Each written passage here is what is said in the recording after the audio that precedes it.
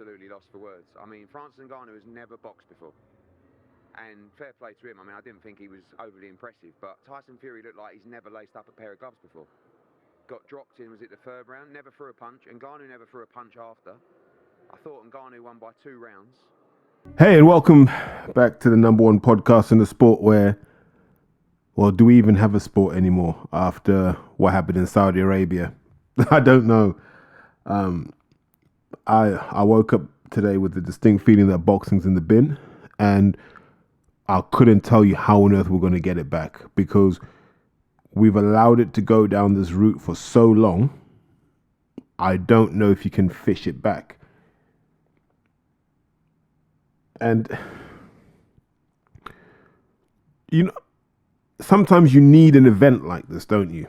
You need that event that breaks the levee, that releases the floodwaters, and people then go, oh my God, I never realized it was this bad.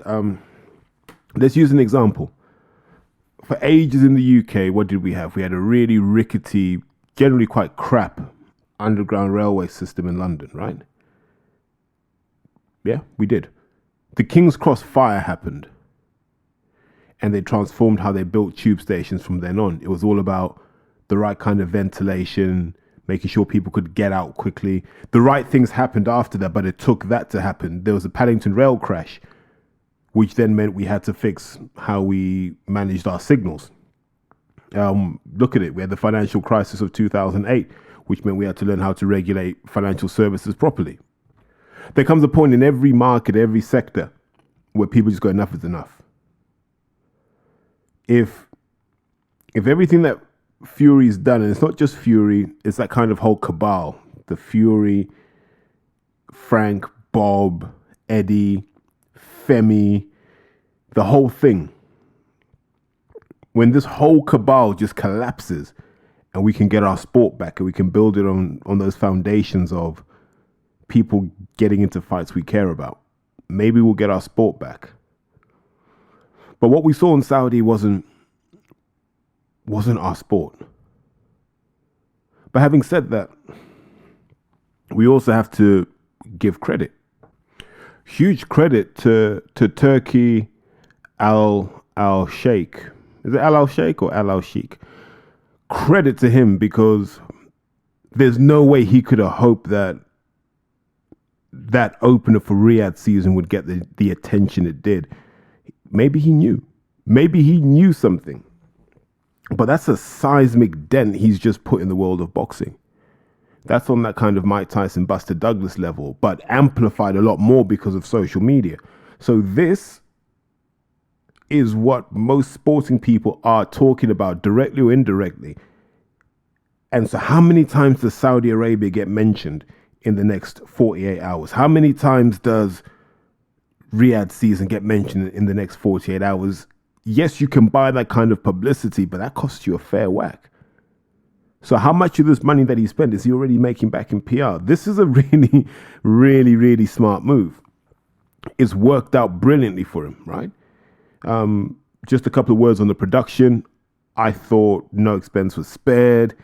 It looked elite.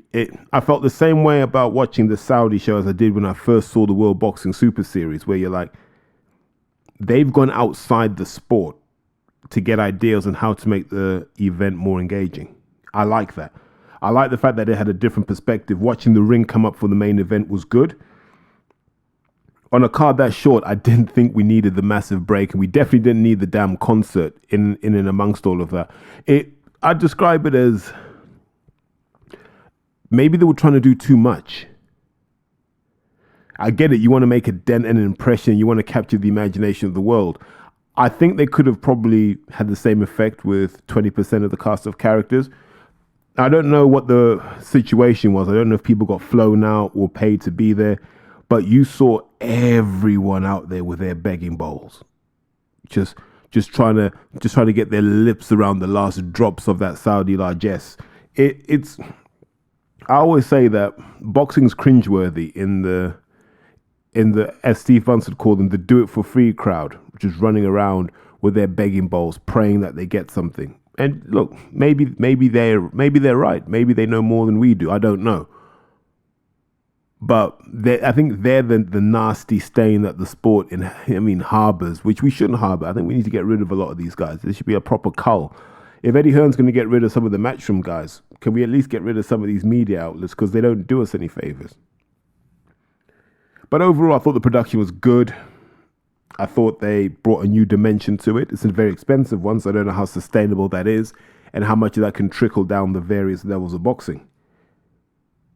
But credit again to Turki Al Sheikh, because someone had to have a vision, and this is a great vision. But we need to talk about the fight, because I still can't put my finger on it, and maybe we will never know what really happened. Saturday night felt like, I don't know if anyone remembers the 98 World Cup final when they rolled Ronaldo out, the real Ronaldo, R9, onto the pitch, and he looked like he had just woken up. Like, he looked like he had just woken up and was like, I don't even let me shower. I can't even shower before the game.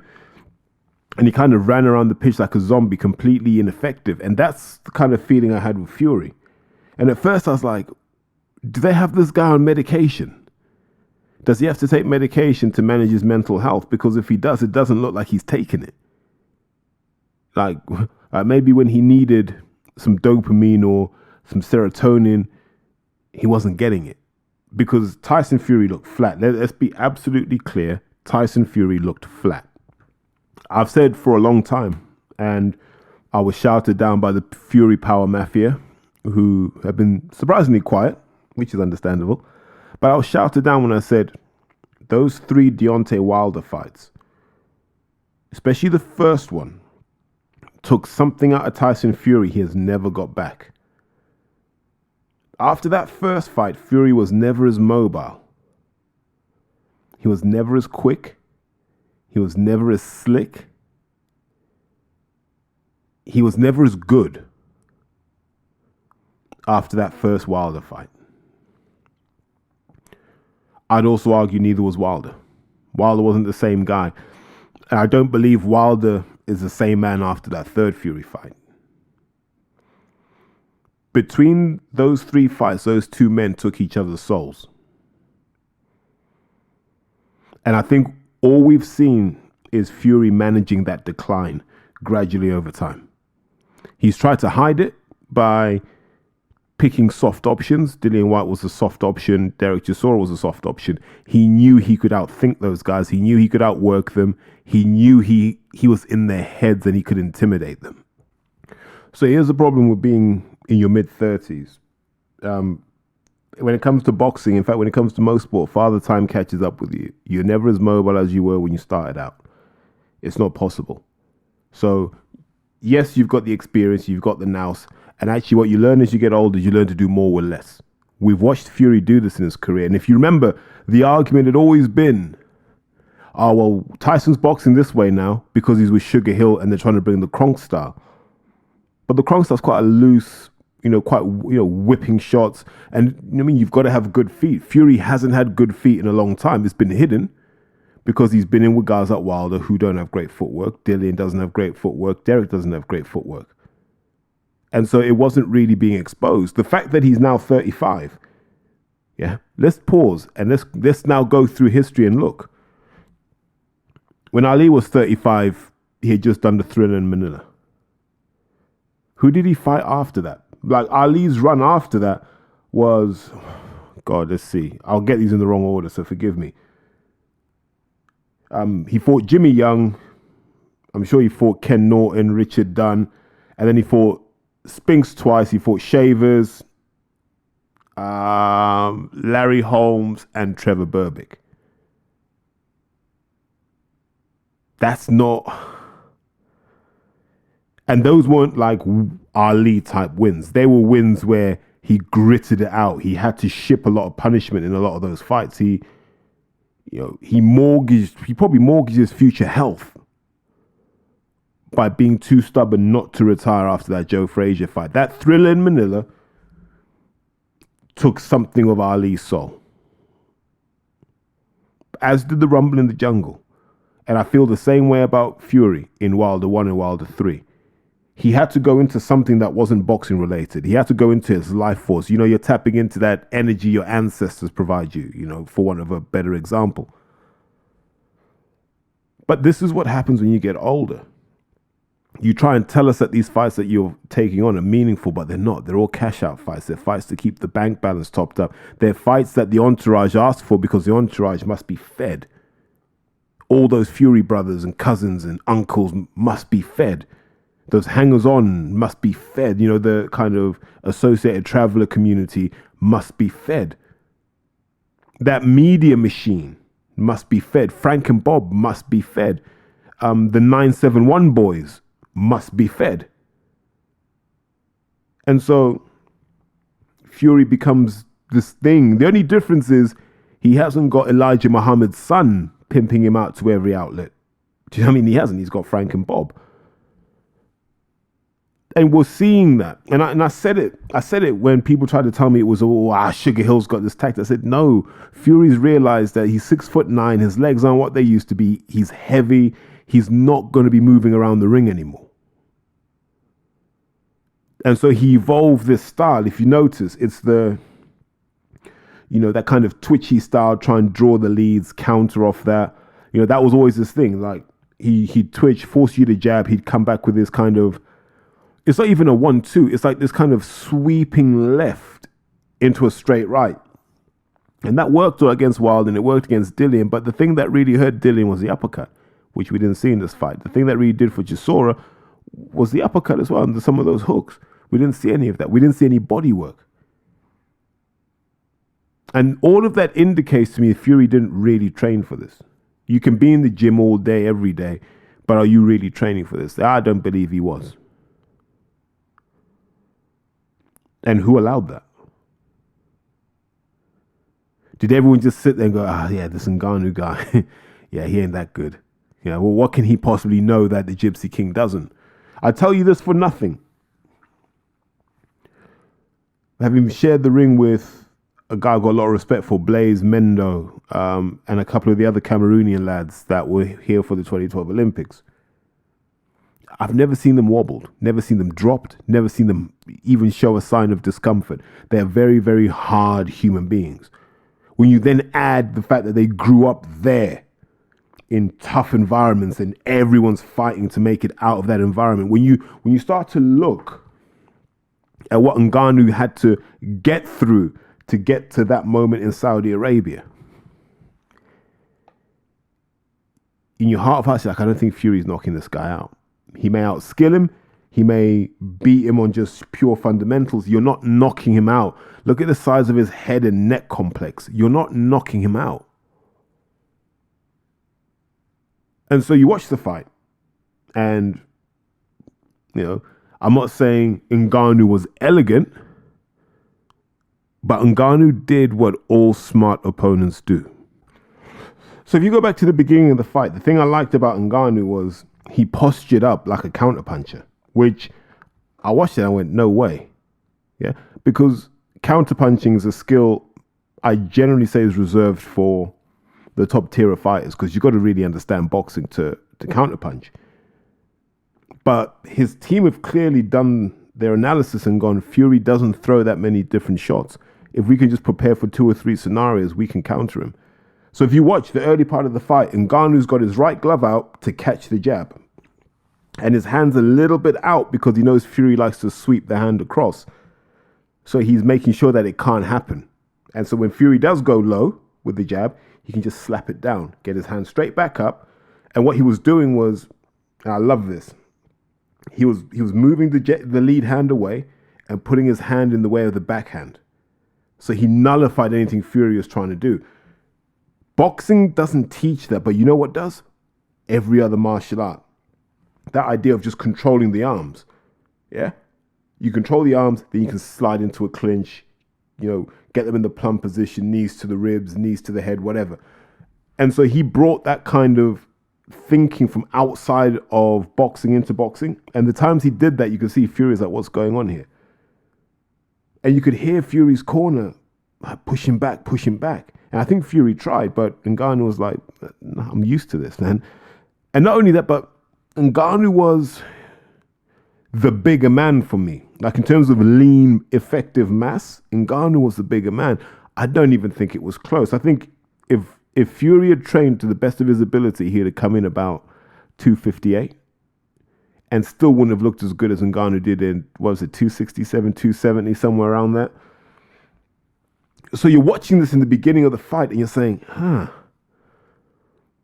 he's flipped the script. Because let's go back 24 hours. If you'd said to anyone, what does Ngannou have to do to win? Oh, you know what? He's got to get on Fury's chest, deny Fury the range he likes to work at, just bully him, use that core strength you get from being an MMA guy to bully him, and then hopefully land a lucky punch. So as you write the plan down to fight Fury, and I've done this for other guys before who've gone on to win belts, but you do that, and then you pause and you go, if I know this and you know this, they know this. Maybe this is what they're training for. Don't know, but if we try something different, we're going to find out in that first round what they're prepared for. And so Ngannou just didn't commit. Never gave up his balance, never gave up his position, realized he wasn't the guy that had to make the fight. Tyson Fury was the guy that had to make the fight and force the pace, so Ngannou could sit back. And as he was sitting back, Fury was like, why is he not biting on the feints? Why isn't he biting on everything I do? And Ngannou was like, well, no. I just know that in the space that I've got, where I am right now, I can control all the variables. If I come forward, I can't. And so Ngannou just held that. And anytime Fury tried something, Ngannou was determined to counter that, all of that left hook, which was a sensible thing to do. Now I'm hearing people saying Ngannou's got the hardest punch in the world, and I'm like, stop, please stop. MMA people will hate me for this, but we haven't seen Ngannou do anything Wilder hasn't done. Do you know what I mean? Like, Deontay Wilder's marmalized big, strong people with notoriously good chins. We haven't seen Ngannou do that. Not saying it's not possible, but until he does, he's not up there for me in terms of just raw punch power. But just a couple of things that I like to focus on. Like, considering those guys were about 10 pounds different in weight, like probably less on fight night, the physical composition of both men told a lot. Like Ngannou, a lot of meat on the shoulders, the traps, the neck, you know, built to take those sort of impacts. But when you see a body like that, and you're like, well, there's a lot of mass up there. How much mass is there in the legs? How much mass is there in the midsection? And I'm surprised Fury wasn't exploring that more often. He tried with the jab, but he wasn't intense enough, so Ngannou could just slide back. And what I respected about Ngannou was his ability to just take a little step back. When he wasn't sure what Fury was going to do, he just took a little step back and just he kept that distance. But every time he made sure he just chipped away and he hit anything that was flesh. You know. And when you look at Ngannou, it was crude, it was basic, but you looked at him and you went, he's not half bad, this kid.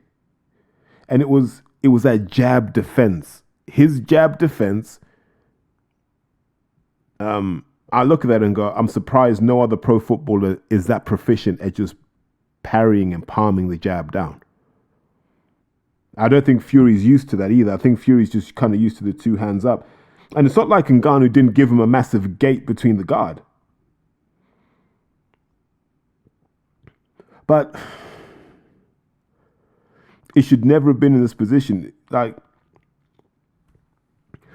when you look at it from the other end and you look at Fury was lethargic. He just couldn't let the shots go. They were slow and they were ponderous.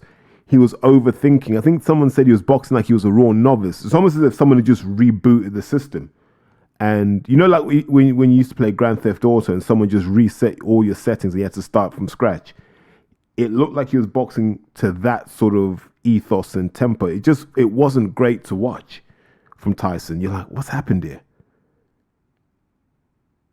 And it just starts to look like maybe he hasn't trained. Maybe he has been on the lash. Maybe he's been, you know, abusing his body in ways that we know of, but, you know, very few people like to talk about. Because it looked like Tyson Fury, but it didn't give us that sense of Fury. He was switching stances because he was confused. You know, he couldn't understand why Ngannou wouldn't give him what he wanted. You know? And then he was making that mistake that he sort of started to make, hasn't he, when he throws that right hand and he leans over to his left, you know, almost trying to load a spring so he can just hop out the other side. And I think it was round 3 and Ngannou just touched him, bang, pushed him over with that shot. And that was it. That was a knockdown. And that was a knockdown where no matter what happened in that fight, Fury had lost it. Because you're not supposed to get put down by an MMA guy. I'd have understood if it was a leg kick, but it wasn't. He got hit with a punch. And all the while, you're watching this fight. And I think sometimes, and when I go back and I watch it, no, I haven't seen it all back here, but I've seen the first 4 rounds. And I'm looking, I'm like, Fury was in control. And maybe we gave Ngannou a lot of credit because he's Francis Ngannou. But that knockdown, it didn't matter what the result was. Ngannou was the real winner that night. And the scary thing was, at no point could Fury go, right, let's end this fight. That wasn't in him. And this is what I mean about old Ali. When Ali got old, he wasn't able to be that incredible version of himself. He had to out-tough and out-think people. Same with that third Ken Norton fight, where he could only dance for a couple of rounds. Then he had to go back to attritional Ali. And that's when you knew the decline had set in. You saw it a bit with Lennox when he fought Vitali, where he had to go to that place because he had slowed down enough. He wasn't as dynamic as he used to be. The same with Mike Tyson. We've seen boxers go through this phase. The difference is they've still put themselves in harm's way. They haven't had these sorts of gimmicky fights where you've essentially got Fury and Ngannou here, and you're like, what the hell's going on? Because Fury's looking at Ngannou like, mate, you're not meant to be this good. Ngannou's looking at Fury like, mate, you're meant to be better than this. And I think the truth is somewhere in the middle. But as you watch the fight go on and Fury now starts to impose himself, I know people don't want to buy that, but he was able to get his jab off a bit more. He just wasn't able to put a dent in Ngannou. I think Fury's now learned, avoid Cameroonians at all costs. Avoid them, the Congolese, and anyone from the eastern side of Nigeria. Avoid like the plague. You can run them over with a steamroller. They'll just pop back up. So in terms of all of that, so you get to the final result, really. And I think a judge had it. One judge had it in favor to Ngannou. Was it 96, 94, 96? I can't even remember. Then Fury had a 96, 93. And then the judge gave it to Fury 95, 94. Which I don't understand. Like, I genuinely don't understand that. So you're basically giving Fury 6 rounds and Ngannou 4. Which 6 rounds?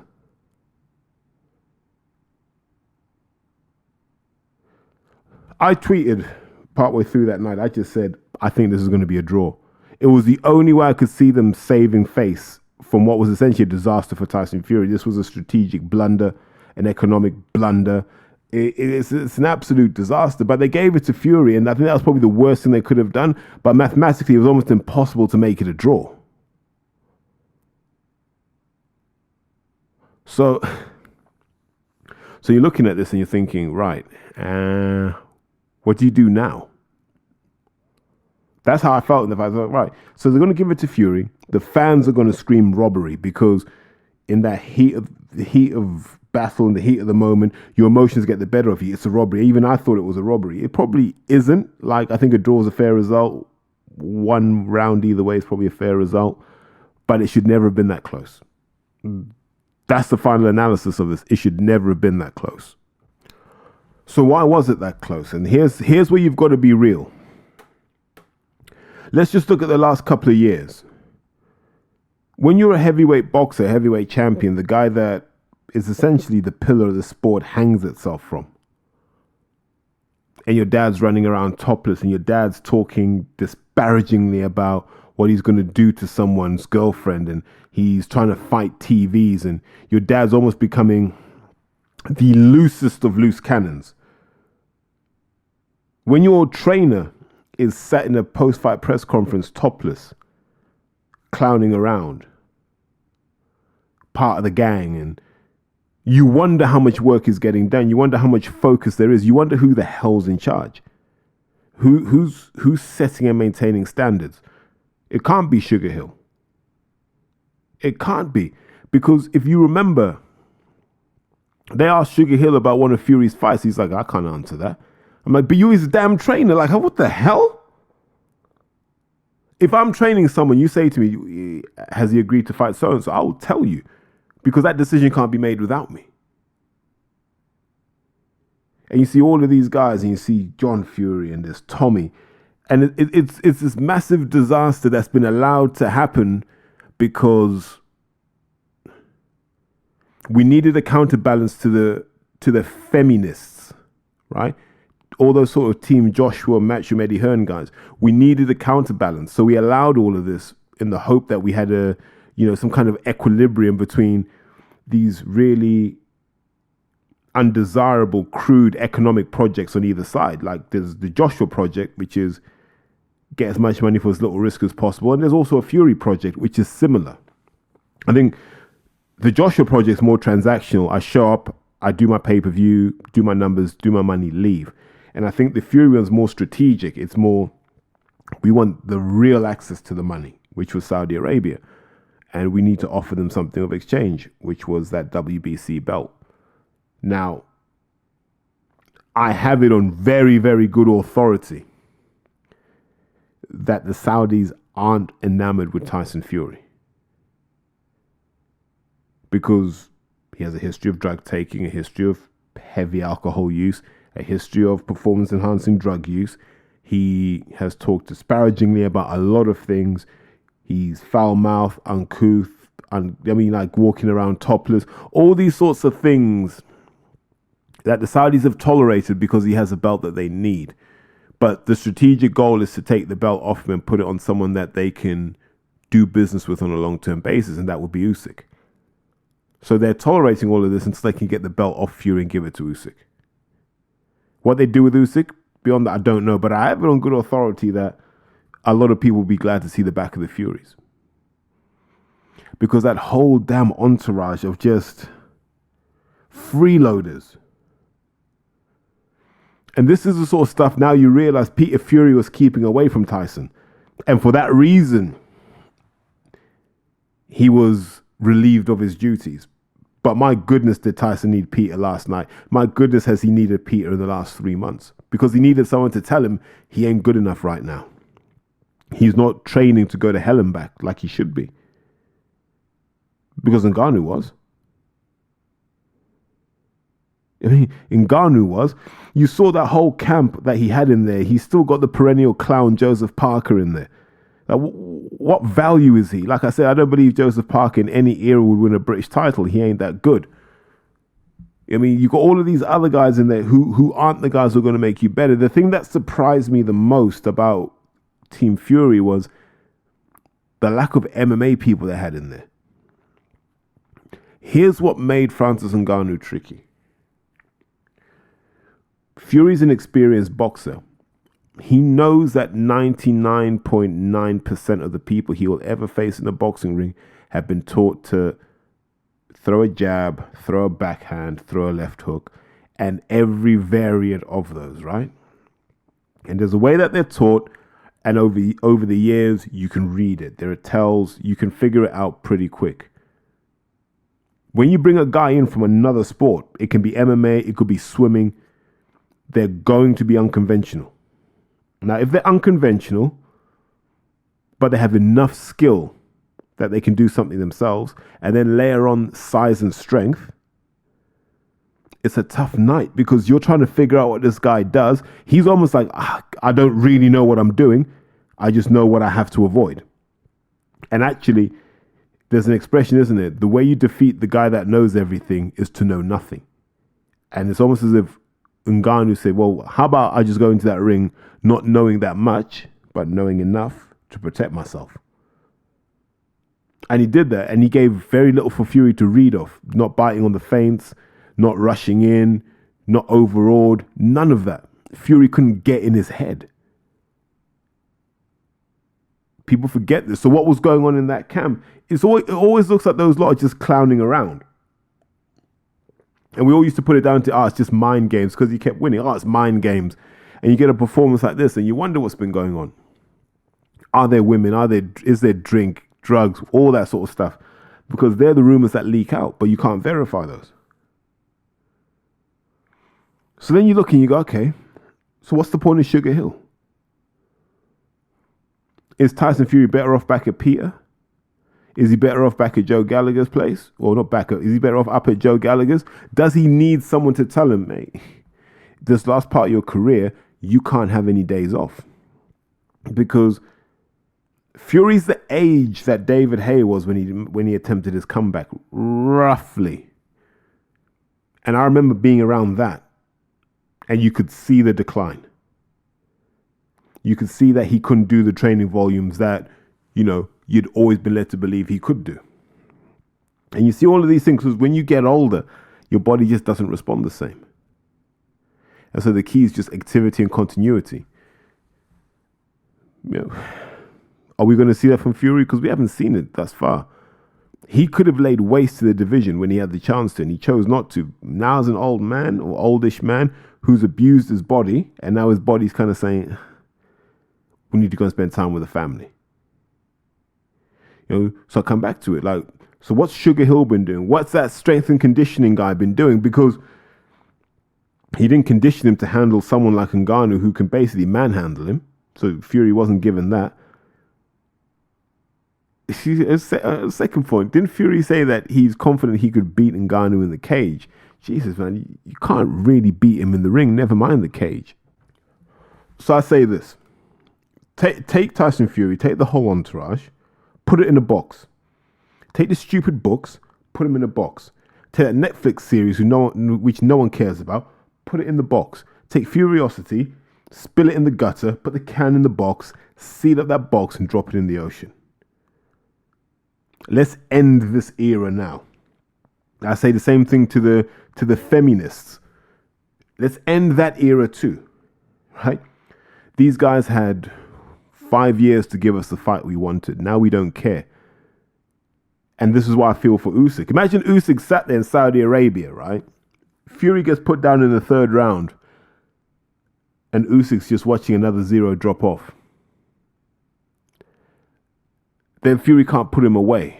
Then Fury gets a lucky decision. Usyk's like, right, take another 0 off. And he's looking at this fight going, how much economic value is left in this fight? Who cares about undisputed now? Because we know Usyk's old, because Usyk's 37 now, and his legs weren't all that against Dubois. You know what I mean? He just beat up Dubois till Dubois said, not today. Right? But he didn't cover himself in glory against Daniel Dubois. Just like he didn't cover himself in glory against Joshua in that second fight. So you got two guys here who we know are vulnerable to the same damn thing. If someone is prepared to stand up to them and not be intimidated and have a go, both men struggle. Fury has traditionally struggled when someone's like, I'll have a go. McDermott had a go. Steve Cunningham had a go. Vlad tried to have a go and had him a bit under pressure. So there are all of these things that you look at. And go back to that sparring session where Joshua said, I just set about Fury. And people didn't want to believe, Femi could do that. But now we look back and go, Joshua probably did just put hands on him. Doesn't mean he dominated him, but we've learnt now, right? Everyone in boxing is now gone, I can see how Fury can be put down. I can see how Fury can get hurt. Because for ages it was just, maybe he'll get careless, number one. Number two, maybe, you just need God-given Wilder style power. And now we're looking at it going, well, actually, no, if you just have a go and you catch him on the top of the head or you catch him on the chin, you can put him down. He's mostly off balance. His legs do not look strong. He doesn't look strong. I think Porky called that lower back fat he's got. What does he call it? Like blancmange. And he's not far off. And so that Usyk fight, most people don't care. They're like, you might need to run this Ngannou thing back and convince us you're the man. Because the Usyk fight doesn't matter. And we know we're not going to get the Joshua fight. And so and normally I'd criticize Hearn for sticking his nose in stuff that doesn't belong to him or doesn't concern him. But this one does, because I think the original plan was for AJ to fight Ngannou and people laughed at that. But now we're like, whoo. What happens in that? I think the answer is Anthony Joshua runs over him and reverses over him. I'll say this about Ngannou. I do not believe Ngannou beats I don't think he beats any decent heavyweight. Because he had that surprise factor, right? Now we've seen what he does. He's only and he's shown us he's a counterpuncher, so people are going to be prepared for that. All he can do now is become a come forward guy. And it's meat and drink to most heavyweights. Like I said, I don't think he's got superhuman punch power. I think he's heavy-handed, because if you look at his size, he has to be. But I think when people start working him up with a bit of pace, a bit of movement, and he's got to move that lumbering body of his, it'll all unravel quickly. And we'll wonder, how bad was Tyson Fury? Because remember, guys are talking about Tyson Fury being one of the 5 greatest heavyweights to have ever lived. Or just off beating an aging Vlad and Deontay Wilder 2.5 times. Really? But the most hurtful thing about this all, I'm a proud fan of the sport of boxing. I understand how hard it is to be good at this thing called boxing. I've shared a gym with people who are super talented, super dedicated, and they couldn't cut it. Good human beings, good fighters, Martin Welsh, Danny Davis. These are guys that will forever be associated with Fitzroy Lodge, Leon Williams. These are all guys who are super, super talented guys. And they never got to British level. Well, Leon got to British level, but they never got to that world title level where the public would see what we saw regularly. These are all classy guys, man. Anthony Smalls. I know I'm not allowed to say him anymore. Smallsy. Name gets me in trouble. Big Dom Akinladi. Big Linton. You look at the younger lot. Yilmaz Mustafa. There are loads of guys who are super talented. And when you're around them, Javan Young, you realize this is a really hard game. Really hard game. But it's only a hard game when you're at your best. Boxing doesn't forgive infidelity.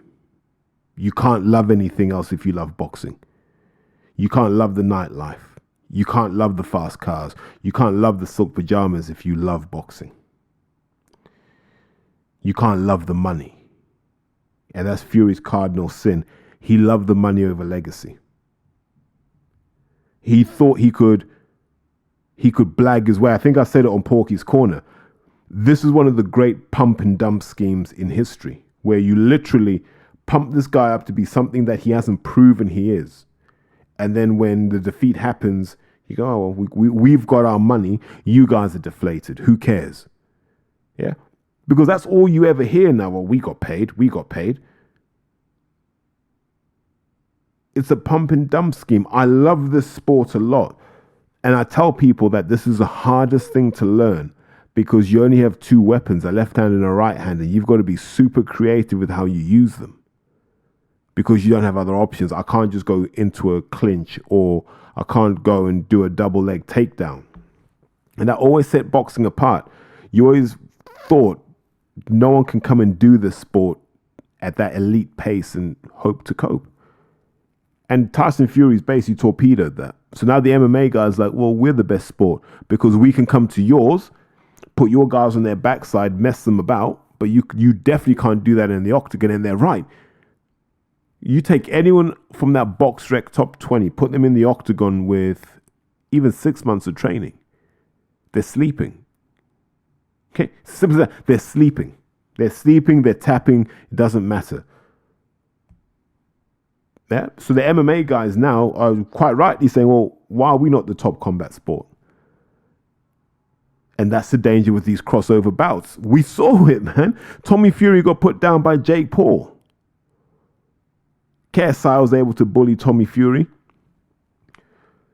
It's the Furies dragging. It's the Furies and Joshua who are dragging the sport into the abyss, and the Furious, the feminists, all these sorts of ne'er-do-wells don't have the courage, the discipline, or just the balls to step away and go, we're tired of this. I don't know why. This is why they get called basement dwellers. Because like, don't you have a life? Just walk away from this nonsense. Because they're killing boxing. All in the name of making money.